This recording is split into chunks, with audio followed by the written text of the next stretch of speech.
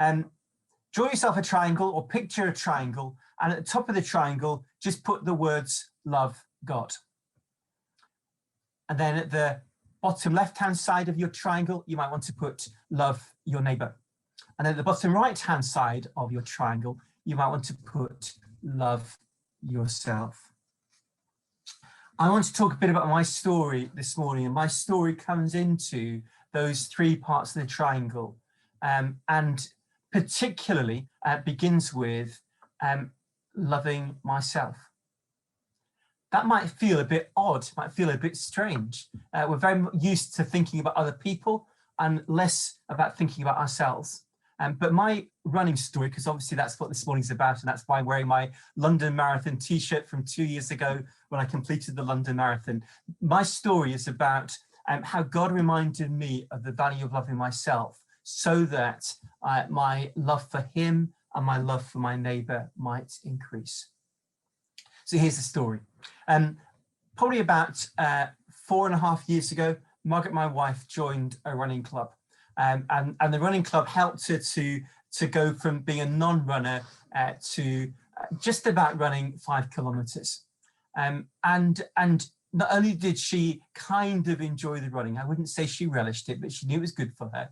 But she loved being with the people as well that were part of the club. And she kept saying to me, Andy, you should come and join us. And I was going, it's okay, I swim a bit, I'm fairly healthy, it's okay. But she encouraged me, maybe even just nagged me slightly. And as a result of that, I decided in January 2017 that I would do this same beginner's course that she'd done, 10 weeks, to go from kind of slow walking around a playground to running 5 kilometres, about 3 miles for those who think kilometres is an alien language. I did it. I just about managed to run the 5 kilometres for the graduation run and got my certificate to say I completed the task. And I kind of felt good to have done that, but it was hard work. And actually, I think either the weekend before or the weekend after I'd graduated, I did a park run, which is also 5 kilometres. I remember walking part of the route because trying to run the whole 5 kilometres was just too difficult. I liked the people I was running with, and so I tried to continue to meet on a Monday and a Thursday evening and run with them. And I guess it was probably at this time in 2017, May 2017, that in the village that we live in, they have an annual road race, at least they used to until lockdown restrictions.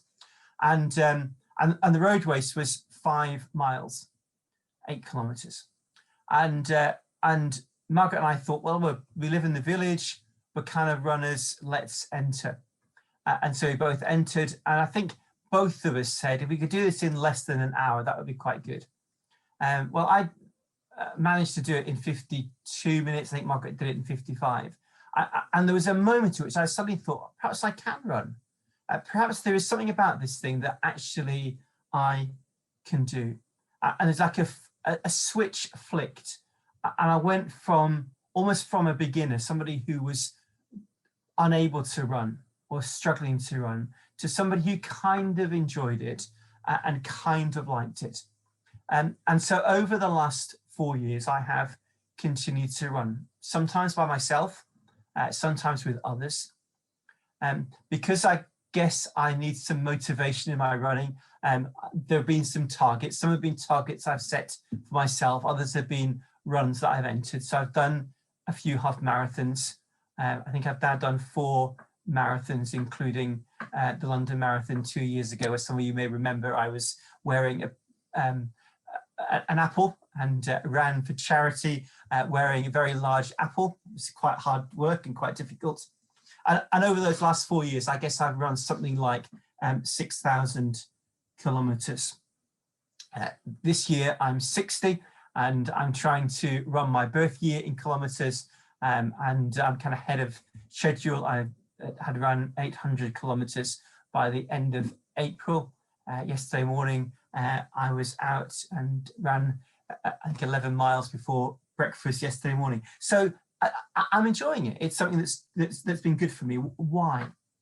Well, for a number of reasons. Life as an archdeacon has some challenges, and this definitely helps my work-life balance.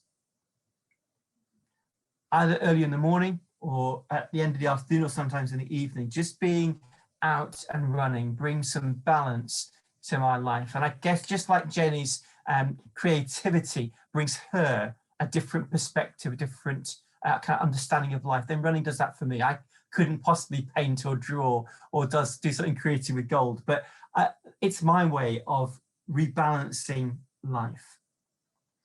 It's been a good place for me, that kind of thing, like loving myself. Actually, I've lost some 4 stone in weight over the last 4 years, and I know I'm in a better and a healthier place. And that's another bit of kind of loving self.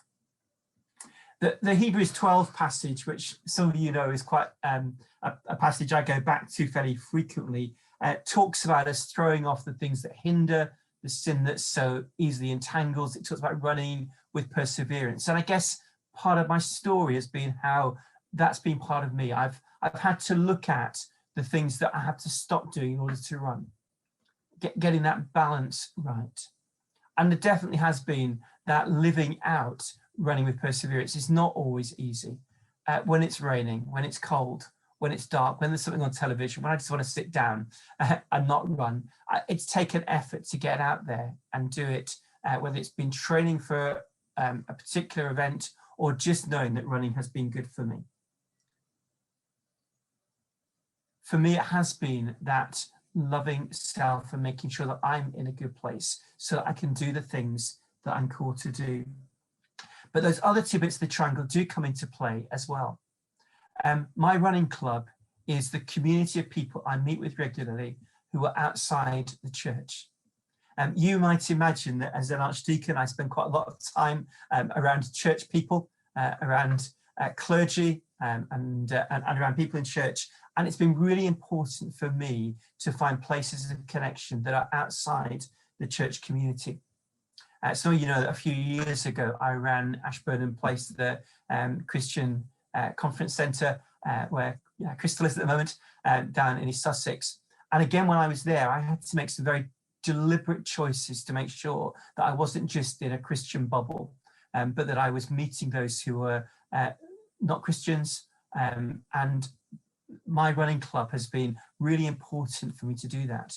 Most of the people there know kind of what I do, and occasionally we'll have spiritual type conversations. But for me, it's just been really important to love my neighbour in a different place. It's really interesting for me that my running club models community in a way that I think sometimes we as church could learn to do that.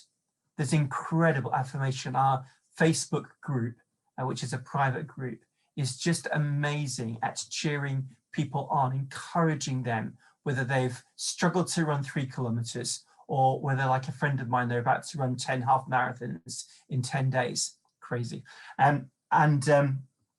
That's been really significant. One of the strange things for me is this, and this is a bit of a challenge for me, and I guess it's a challenge for all of us. Sometimes I find it easier to talk about running than I do to talk about Jesus. And my running story is one where it's very easy to let that spill out of my life. And that challenges me to make sure that my story about Jesus and what he does in my life also leaks out easily. And that as I love my neighbour, I'm as willing to talk to them about how running has been good to me as to talk about how Jesus has been very good for me. An interesting experience. About a month ago on a Sunday, I'd got up to run. Margaret and I sometimes run together, and the kind of block near our house, we'd run together once, and I said I'm going to run it a second time. And as I left the house, I was aware of somebody running on the kind of opposite pavement, a woman, and she was in front of me. Running similar pace to me, but just very slightly slower. And eventually I passed her and kind of said good morning as I passed. And then a bit later on, she caught me up again, and we began to talk as we ran. She lives up my road, but I'd never met her before. She asked me whether I do park runs, and I said something like I do, except when I'm working. And she said, "Oh, what do you do?" And as you can imagine, when you're kind of running, you're kind of computing, what do I say at this moment? So I just go for it. So I said, well, I'm the Archdeacon of Rochester. Thinking that'll either kill the conversation, she'll sprint into the distance and disappear, or maybe there'll be a conversation. And actually what it did was to move us into a very different level of conversation, such that as we neared the end of the route, and she talked about her work and what she was doing, and how she'd struggled to get out to run, but knew it's important. I said to her what I've said to you this morning. In all that you do, the Bible reminds us that it's okay to love ourselves. And running is about you loving yourself. It's not just about loving neighbour or loving God. It's also about loving yourself. And so that opportunity has been there. And then finally, that other bit of the triangle, the God-focused bit of the triangle, this has been important in my spiritual journey. It's been about rest, and finding rest in the midst of activity. Now, some of you may find that hard to imagine. You may think this is just hard work, but actually running for me has been a place of rest, even when I come back tired. It has actually been a place of prayer for me. I often pray as I run. I worship as I run. I sometimes have worship music on and listen to worship music as I'm running. It's been a place of reflection. It's been a place where I've enjoyed God's creation. It has been a place where I fix my eyes on Jesus. And actually, it's a place of reflection. Even thinking about speaking this morning, some of my preparation was done whilst running.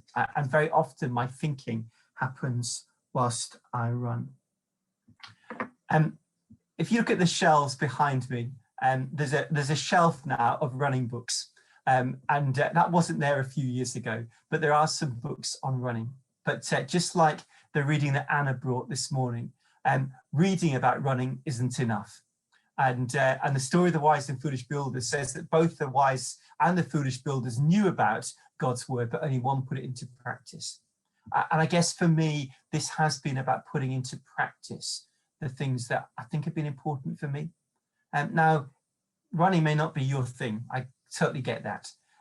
But putting into practice the things that God asks us to do, not just knowing them in our heads, but putting them into practice seems really important. This passion for running, I wish I discovered it a lot longer ago than 4 years ago, because it has changed me. It has changed some of the perspective of my life.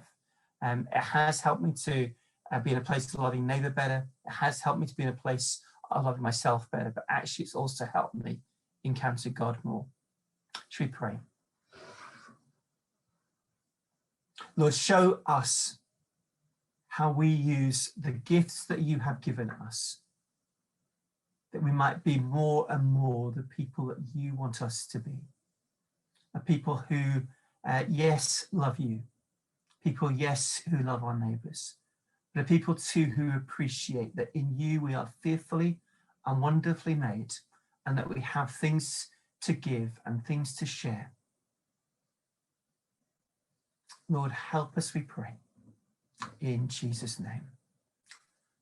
Amen.